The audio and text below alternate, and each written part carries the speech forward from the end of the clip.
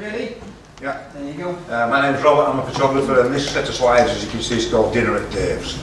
My mate Dave asked me to go for dinner on a Thursday. I decided to set off on Wednesday in the middle of the night with my tent, and that's the way that I went to a place called West Nab.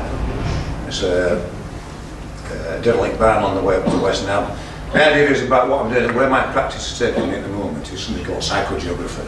I don't know if anybody's heard of psychogeography. Anybody? Hands up.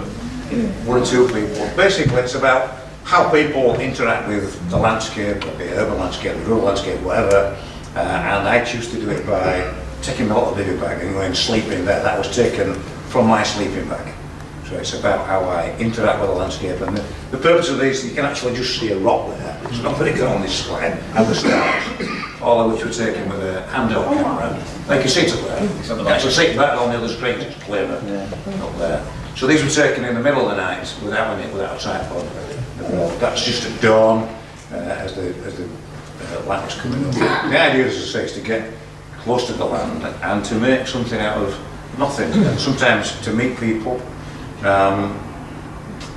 Psychogeography, in fact you can see my bivy bag at the top right hand corner. That's where I slept for the night and where I took the photographs.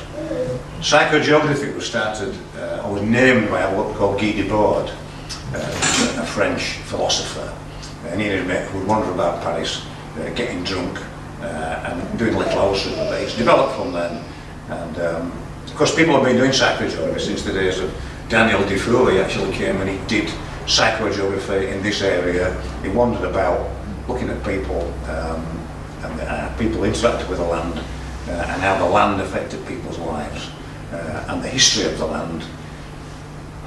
Ian Sinclair, everybody's heard of Ian Sinclair, he and Will Self, they're all involved in psychogeography. One of the things that they do is they do derives, which a derive is a walk. This is probably a little bit long for them, it was spread over 3 days. They would just do it in a few hours, but this is walking from Westenden Head down into Marsden, which was going to be the first place that I actually met anybody. I've not seen anybody for about 12 hours. And as I walked down the road, I bumped into a chap called Roy, and this is Roy, who was a retired miner.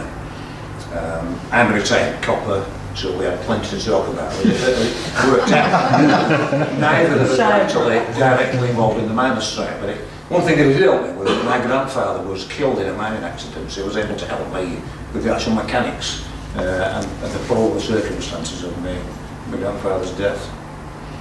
This is Mr. Burnley's house. I don't know if anybody knows Mr. Burnley. Mr. Burnley has a boat. He invited me in for coffee. That was a picture in his house. This is a self-portrait, obviously taken in Marsden as I then wandered towards Dave's house.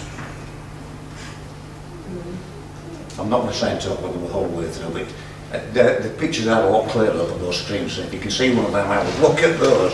You can see them rather than me.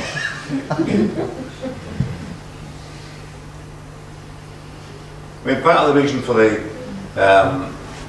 story is to give you an idea of what Dave's like. This is actually dinner at Dave's house. This is the photograph that it was all about.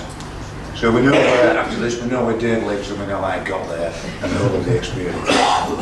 And one of the things that I like to do is to collaborate with writers, anybody else who might be interested in going on a journey. It doesn't have to be overnight, it could be just wander about during the day and interacting with other artists. It could be poets, it could be sculptors. I even thought about asking a chap who was a woodcarver, and I thought, well, he could just take his axe, and as we went round, he could do a carving there, well, I could photograph it, and then we could just leave it there.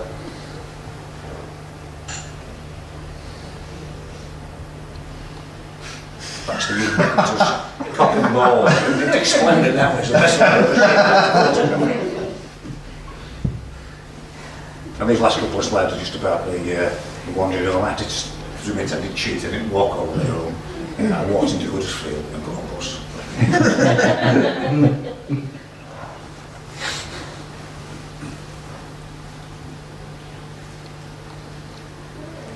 There is a psychogeography society in Leeds at the university. They meet once a fortnight.